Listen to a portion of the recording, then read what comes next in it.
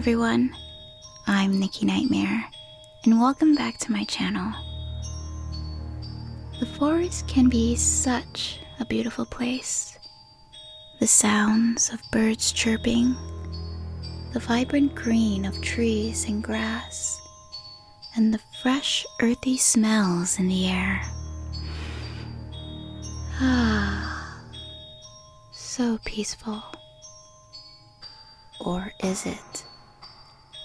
Here are 3 forest horror stories that'll make you rethink ever walking into another forest again. So, sit back, relax, and welcome to your worst nightmare.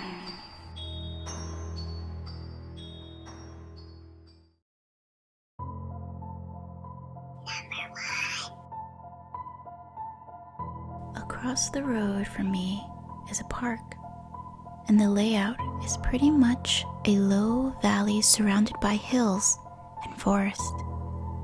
All the houses are across the forest, and on the upper half, the park is very secluded, and you can't really see it unless you're in the park or at the opening at the top of the hill.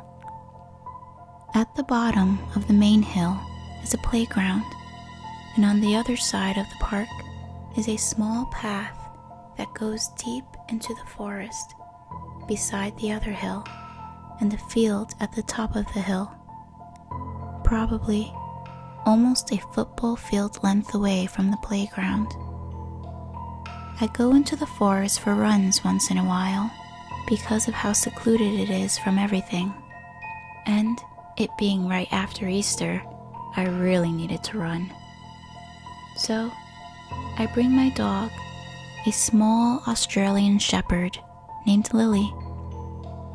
I usually let her off her leash once we get to the bottom of the hill, and she goes running.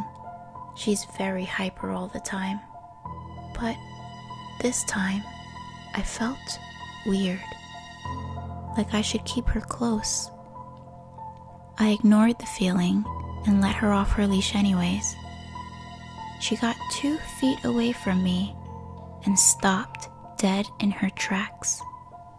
She let out a super low growl. I've never heard her make such a scary noise in my life.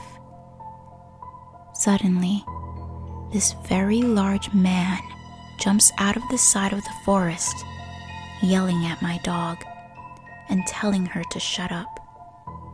So I quickly grab her and put her on her leash, then slowly make my way across the park to the opening in the forest.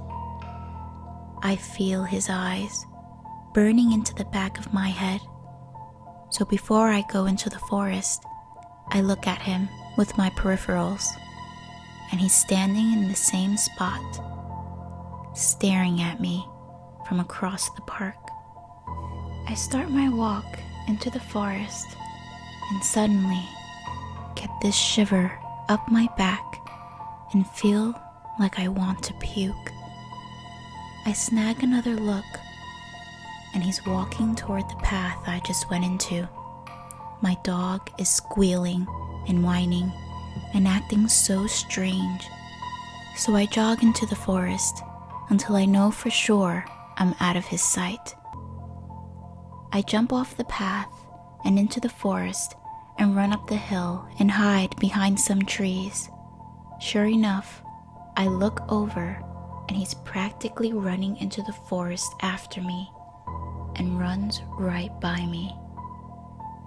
At this point, my dog is almost peeing herself, so I ran up and across the field and back home. I watched out my window, waiting for him to come out of that public walkway because it's right across from my house. But instead, he comes from the field. If he had intentions of taking a hike through the forest, he would have exited the path on the other side, or come out and go across the park to use the public walkway and leave. But He chose to go halfway through the path, and then through a bunch of trees and across a muddy field. I don't doubt he was looking for me. I can't help but think, we have so many small kids in my neighborhood, and I'm lucky it was me he locked onto, and not one of them. Number 2. This happened in 2004. I was 14 back then, and summer holidays just started after my freshman year in middle school ended. I met a lot of new kids. Some of them were living in the metro area of my city. There was this one guy whose name was David. You probably know all those middle school crushes where you're too scared and too childish to even hold hands. We were just like that. So he called me 1 week earlier and invited me to his village, asking to take my bike so we can ride through the forest. Lovely times when there was no Facebook and barely no broadband internet access, except for schools. A week later, his father drove to pick me up, introduced himself to my mom, took my bike, and after 1 hour, we were at his home. I really liked how the countryside looked. I've never seen farm animals before, so everything seemed charming. His family was really nice. His mom gave us dinner, and I remember we were watching some DVD movies and then decided to go biking. As we were riding our bikes through the forest, we noticed a green trailer quite far away from the road. It was not like one of those camping trailers. It's actually called a barakowiec in Polish, and I doubt you can see one anywhere else outside of Poland. Basically, it's something you can see on construction sites, or when roads are set up.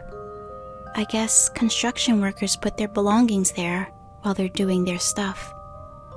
This is how it looks like. Out of curiosity, we left our bikes nearby and decided to check what's inside this trailer. First thing I remember is the smell. It was awful. Sour, putrid, really similar to the smell of vomiting. David pressed against the door, and we saw a messy, dirty old couch and a lot of slurs, swearings, and weird drawings on the wall above it.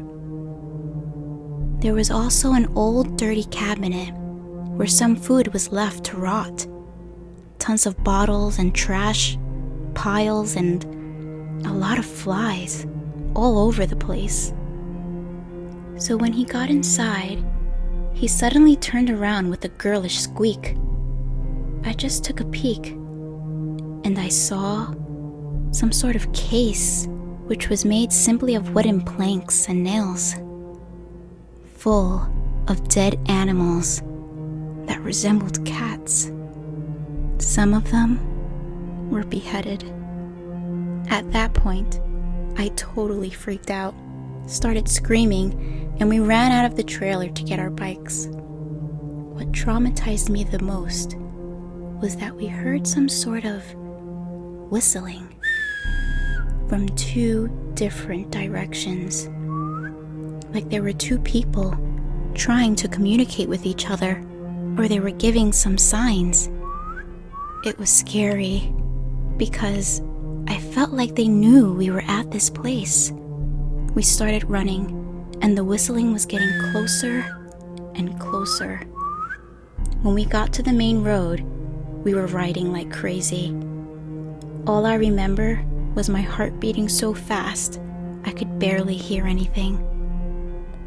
We got to David's home, and I totally burst into tears, begged his parents to call my mom to pick me up and take me home. So she did, and she also yelled at me after I told her what happened. Honestly, I don't know what the heck those people were doing in this trailer. Maybe they were some forest hobos and they were just eating those animals. But I don't know. There was something scary and not right about that trailer. All those weird drawings and writings, and the fact that they were living with dead, rotting cats, or whatever it was. And that they were chasing us and trying to communicate with themselves, whistling, which scared me to death. I still feel kind of unsettled when I hear whistling at night. And I just turned 26. But, yeah, that was my first date. Number 3. At the time, I was 10 years old and lived in a small coastal town in Newfoundland that was littered with large forests. Almost every house had acres of forest behind it, which in itself was very beautiful. As I now am 21 and live in the bustling city in Alberta, I do find myself missing this setting in my old backyard every once in a while.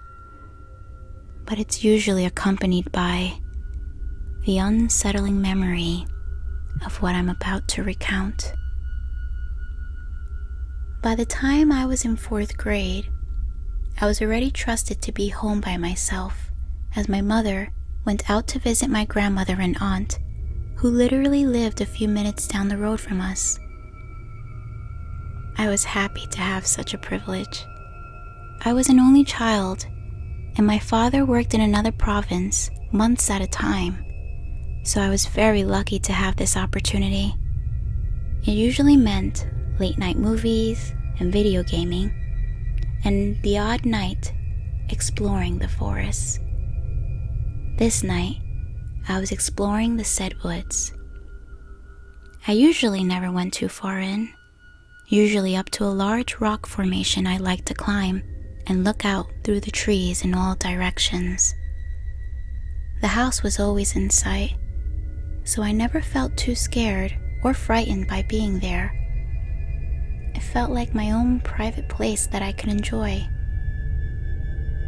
As I was scaling the rocks to sit in my usual spot, I suddenly started hearing a sound from farther in. A sound that wasn't natural at all. Crying. Faint crying. It sounded like a child, maybe even an infant, crying relentlessly. I was more puzzled than scared, since crying was the last thing I would expect to hear in the forest. I must have listened for a good few minutes, convinced my ears were playing tricks on me. But it was in fact crying. In my mind, I imagined it was a young girl that somehow wandered too far into the forest and needed help. I considered going back to the house and calling my mother to help, but then I worried that the girl would wander farther in beyond earshot. I decided to try to locate the sound myself. I made my way hastily through the trees and branches, trying to figure out the exact direction the crying was in. It definitely wasn't easy as I thought, and it was a matter of trial and error to even make sure I was going in the right direction. One thing I never realized as I was doing all of this was how consistent the crying was. No pauses and no words of any kind. Just non-stop crying, sobbing, and wailing that had no end. What I did notice was that the closer I got to the sound, the more metallic it sounded to me. I eventually reached a small clearing that had only a few small trees and bushes and nothing else. I had never gone this far in before, so this was the first time I had ever seen it. When I made my way in, it didn't take long for me to find the source of the sound. A gray tape recorder, one of the biggest I had ever seen, was peeking out of one of the bushes, and the crying was coming out of the speakers. This really disturbed me, as I had went all this way expecting to find the real person, but it was only a tape recorder. As I was about to shut it off, I heard another sound coming from just outside the clearing on the opposite side. It sounded like steady steps advancing in my direction. It only took me seeing a tall, shadowy figure coming my way to send me running. Fortunately, by some miracle, I recognized my way back by identifying rocks and trees I identified as landmarks. In hindsight, this probably saved my life. I never looked back, and I didn't try listening to see if that person was following me. I just kept telling myself to make it home and nothing else. Once I saw the large rock formation, it didn't take me long to know the rest of the way without needing to survey my surroundings. I was out of the forest in record time and immediately ran into my house, locking the door and shutting all of the lights off as I went to my bedroom. I didn't want this person to know where I lived, or I would really be done for. After shutting the curtains of my window, I peeked out through them as discreetly as I could to see if whoever had been out there had actually managed to keep up with me. I didn't see anyone, but I stayed by that window for a good hour, waiting for something to emerge out of that forest. But nothing ever did. After that, I went straight to bed. I never did tell my mother about what happened that night. And I also never went back into that forest again.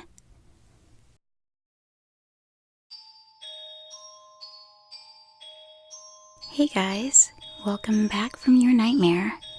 I hope those scary forest stories freaked you out as much as they freaked me out. Funny thing is, I actually lived right by a forest during my childhood, and crazy things were always happening in there. There were several predators that have done horrible, heinous things to young women in there. There were escaped convicts who would run into the forest to hide, and we'd constantly get helicopters flying around there.